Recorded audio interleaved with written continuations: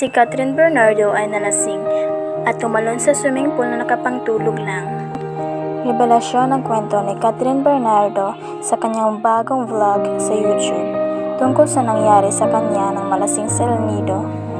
Naisipan ng box office queen na makipag-virtual chikahan ng kanyang best friend na si Aris D. Santos. Ang 40 yan for my 18th birthday. So yan si Dash or IP. And then, si Whiskey ba to? Very memorable si after this. Doon na kami nag-click ni Aris, as in dyan nag-start yun. Na after nyan, pumunta na siya sa bahay, then nagte-text na kami. And then, yun, nagtuloy-tuloy. Dito kasi pininyagan natin. Nagsimula yun sa wine. Kasama na to si Ate Nina, si Khalil, DJ, Aris, ako. 5 kami. And then nung gabi lang, after dinner, sabi namin, tara wine tayo. Tapos nag-order. Parang naka 3 bottles, no?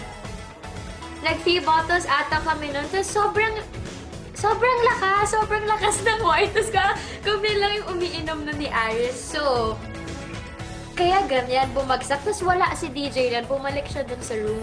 So, si DJ, eto ba yun? May katalon tayo. Wala akong video nung walon tayo. Tapos, nag-ending night na yun. So, naka-pajamas na kami ni Aris. Tapos, tumalon kami sa swimming pool. As in, ewan kong ba't kami tumalon. Nang tumalon kami, so, the next day, kaya pala gulat na gulat sila ate na mga nandun sa El Nido. Kasi tapos tumatawa sila. Siguro sabi na, yun yung dalawang lasing ng gabi. As in, basang napadami. Susuka talaga si Aris. So, syempre, bilang kaibigan niya, di ko siya tutulungan. Pinibiyaan ko lang siya. Pero safe naman kasi sa bahay kami niyan. So, pag sa bahay, parang kami, okay, we can drink talaga kasi safe naman dito. And then, ayan, sumobra na naman. Can I So, just andun ni say, Aris, suka. naalala mo ba nung first natin mag-hangout sa house mo? Tapos si Tita Min, nandun sa banda sa living room niyo, tapos sabi niya, sino ba yung maingay na yun? Naalala mo ba yun? Si Aris. Kasi pag nakilala niya si Aris, sobrang ingay na.